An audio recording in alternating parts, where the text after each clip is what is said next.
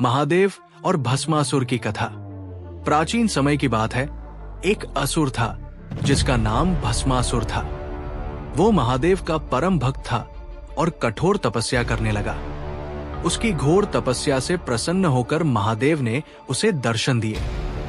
महादेव ने कहा, वत्स, तुम्हारी तपस्या से मैं प्रसन्न हूं, वर मांगो।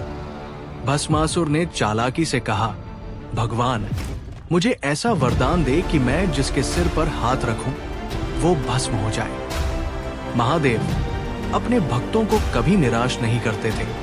उन्होंने भस्मासुर को ये वरदान दे दिया। लेकिन भस्मासुर, जो कि अहंकारी और लालची था, वरदान पाकर अहंकार से भर गया। उसने सोचा कि वो अब महादेव को भी हराकर पार्वती को अपनी पत्नी बना सकता है। भस्मासुर का महादेव का पीछा करना।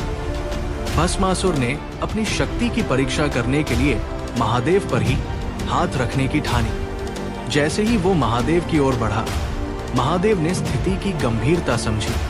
अपने भक्त के वरदान के कारण वो उसे मार नहीं सकते थे, इसलिए उन्होंने वहां से भागना शुरू कर दिया। सारा ब्रह्मांड महादेव के इस अद्भुत लीला का साक्षी बन गया। देवता और ऋषिगण असहाय होकर देख रहे थे, क्योंकि भस्मासुर को रोकने की शक्ति किसी के पास नहीं थी।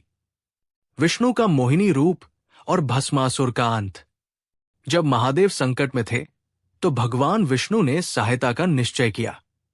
उन्होंने मोहिनी नामक एक अद्भुत सुंदर रूप धारण किया। मोहिनी ने भस्मासुर के सामने प्रकट होकर नृत्य करना शुरू कर दिया। भस्मासुर मोहिनी के रूप और नृत्य से मोहित हो गया। मोहिनी ने कहा, यदि तुम मेरे नृत्य की नकल कर सको तो मैं तुम्हें स्वीकार करूंगी।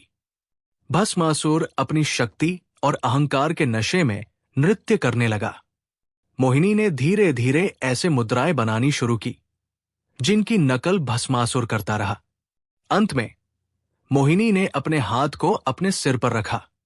भस्मासुर ने भी मोहिनी की नकल में अपने सिर पर हाथ रख दिया। वरदान के प्रभाव से वो स्वयं ही भस्म हो गया। इस तरह महादेव को भस्मासुर के संकट से मुक्त कराया गया। कहानी से शिक्षा। ये कथा हमें सिखाती है कि महादेव अपने भक्तों पर असीम कृपा करते हैं, लेकिन शक्ति का दुरुपयोग विनाश का कारण बनता है। ये भी दिखाता है कि भगवान विष्णु और महादेव का सहयोग सृष्टि में धर्म और संतुलन बनाए रखने के लिए हमेशा तत्पर रहता है। अहंकार और अधर्म का अंत निश्चित है।